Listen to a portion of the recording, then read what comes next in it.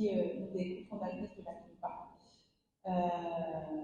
Je pense que peut-être qu'on ne sait plus l'année passée ou pas, mais la Culpa Vita, c'est vraiment une initiative qui essaie de mettre à l'honneur l'Afrique et les pays afro-descendants. Donc il nous tient vraiment à cœur de présenter les cultures africaines et de faire un peu connaître à tout le monde tout ce qui se passe en Afrique et dans tous les pays afro-descendants. C'est pour ça qu'à chaque édition, on essaie de mettre un pays à l'honneur et puis je ne sais pas si vous connaissez Culpa Vita. Est-ce que vous avez déjà entendu parler de Culpa Vita? Souvent, les gens nous demandent, mais Culpa Vita, ça veut dire quoi? Alors, Culpa Vita, c'est une figure du Congo, c'est une prophétesse du Congo qui s'est battue pour libérer le royaume du Congo des Portugais. Et pour nous, elle incarnait vraiment cette résilience-là, cette force-là qu'on voudrait transmettre et essayer de mobiliser avec tous les événements qu'on organise. Pour cette édition, comme Chloé l'a dit, on met à l'honneur le Maroc. Le Maroc, c'est une culture très riche et on a trouvé beaucoup de similitudes avec le Sénégal. Donc, notre programmation durant ce festival, donc le festival aura lieu le 15 et le 16 novembre, ici à la place du Souvenir. Et on a une programmation très éclectique, comme Chloé l'a dit. D'abord avec les conférences. Nous allons avoir 6 conférences. Les sujets, on essaie toujours de trouver des sujets qui font des ponts entre le Sénégal et le pays à l'honneur. Et il se trouve qu'actuellement au Maroc, il y a un gros débat sur le code de la famille, comme au Sénégal. Au Maroc, on appelle le code de la famille la Moudouana. Et donc, il y a des réformes qui sont en train d'être faites. Les féministes ont déposé une demande de réforme au roi pour pouvoir changer quelques lois au niveau du code de la famille, qui est toujours encore un code très patriarcal. Et au Sénégal, c'est ce qu'aussi réclament les femmes. Les femmes réclament un peu plus de justice sociale à travers le code de la famille. Je ne vais pas revenir sur les différents points, mais je vous invite à venir à cette conférence pour pouvoir en parler plus. On va également aborder le sujet du féminisme islamique. Je ne sais pas si vous en avez déjà entendu parler. Alors, le féminisme islamique, c'est un courant du féminisme qui utilise le Coran pour montrer que le Coran, en fait, est libérateur pour les femmes. Il n'est pas un livre qui assujettit les femmes. Au Sénégal, ici, il y en a beaucoup, mais ils ne se réclament pas d'un féminisme islamique. Alors qu'au Maroc, il y a beaucoup de femmes comme Asma Lamhabed qui sont des très grandes figures de ce mouvement-là, qui est né dans les années 2000 en Iran, avec des femmes iraniennes. On a également lancé avec la Culpa Vita une bourse de recherche. Donc chaque année, on a commencé l'année dernière, chaque année on attribue à une femme ouest-africaine une bourse pour pouvoir faire des recherches sur les femmes en Afrique de l'Ouest plus précisément. Parce qu'on s'est rendu compte que la recherche était manquante dans les pays francophones. Alors que dans les pays anglophones, il y a beaucoup de recherches, ils écrivent beaucoup, ils publient beaucoup, alors qu'en Afrique francophone, ça n'arrive pas encore à décoller. Donc nous, on s'est dit, on voudrait booster ça, donc on offre une bourse de recherche. Et notre première lauréate, qui s'appelle Aminata, elle va travailler, elle va restituer ses travaux. Ça sera sur les femmes, comment les femmes sénégalaises se sont impliquées dans le système de santé pendant la période coloniale.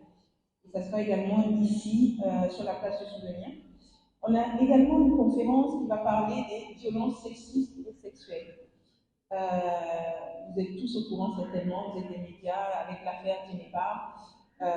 Comment ça se fait que Djeneba se retrouve en prison alors que bon, elle a été battue par son mari.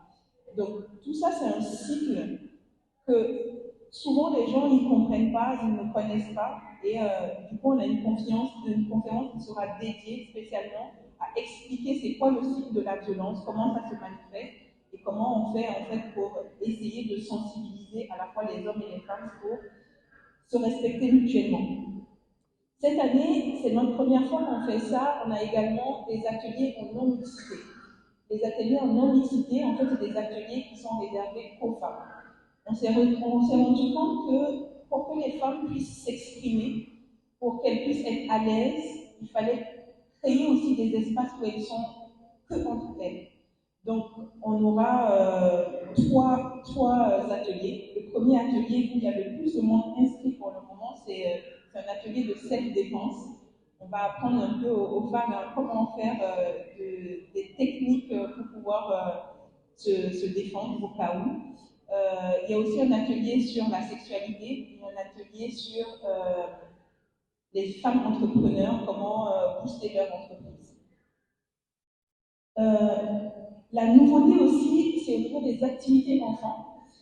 Chaque année, on propose des activités pour être inclusif, pour permettre aux femmes de pouvoir venir faire des conférences, faire des ateliers, découvrir le marché, mais aussi, et souvent on s'est rendu compte que les femmes, elles sont bloquées parce qu'elles ont des enfants.